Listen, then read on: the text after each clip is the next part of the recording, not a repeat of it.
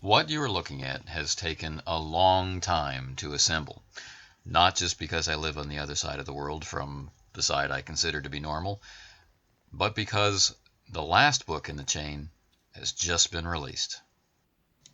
Interstellar Operations, finally taking us to the last Zoom level of interstellar war. Using the same layout and design to perfectly match the other entries in the series, Interstellar Operations is absolutely packed with material. All useful, all exciting. If you've noticed, I've been flipping through the alternate eras chapter, and it just goes on and on and on and on with all kinds of exciting detail to take your Battletech conflicts all the way up to the house level. The heavy, full gloss, full color pages are packed with a very, very small font, and as you can see, the art is primarily photographic, miniatures, and dioramas. As you noticed earlier, the books are all the same size, so they'll measure up nicely on your shelf, if that sort of thing is important to you, which means for this particular one, the size of the pages and the size of the covers show a little bit of a mismatch. The covers seem a little large. You'll not find this to be consistent throughout the whole series of books. The binding is still fairly good, kind of noisy, but high quality pages and high quality book.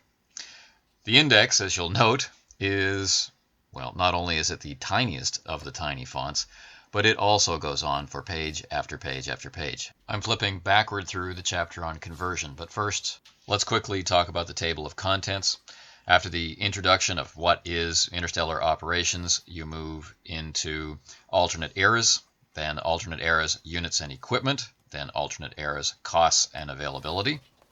Then we go through strategic battle force, then they introduce the abstract combat system, and then the conversion rules. Finally, it ends off with the campaign guidelines for how to build one for the inner sphere at war. The last part of the book contains record sheets and tables. The chapter on conversion runs from page 325 to 339, and its purpose is to help you convert any existing forces you might have detailed in a supplement or just from your own games, and convert them from Total Warfare or from Alpha Strike into Strategic Battle Force or the abstract combat system presented here. The abstract combat system is what enables you to run fast, interesting battles concerning an entire world rather than fighting that out field by field, battle by battle. Of course, the cool thing is, if you have the other rules, you can do that. You can go right down to an individual mech warrior getting out of his shattered mech to continue the fight using the tactical addendum rules provided in the A Time of War RPG. We now have every level of Zoom imaginable, ranging from gunfights to waging war for the inner sphere itself. To put things in further context, let's look at the full line. We have Total Warfare, which was first released in 2006, which then followed up by the Tech Manual for building your own vehicles. Tactical Operations, taking the battle a little out beyond the lance level and getting into some pretty advanced rules. And then Strategic Operations, doing the same thing, but mostly for space and fighter combat.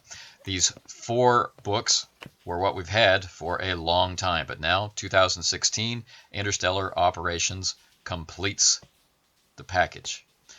Combining that with A Time of War, you've got all the Battletech you could ever need. But if you needed more, well, you can turn to the Battletech A Time of War Companion to further expand and intensify your experience. The inner sphere is at war, from the birthplace of humanity to the farthest periphery or clan world. Every level of tech, every era now represented, every scale of battle. It is a time of war. Begin your interstellar operations.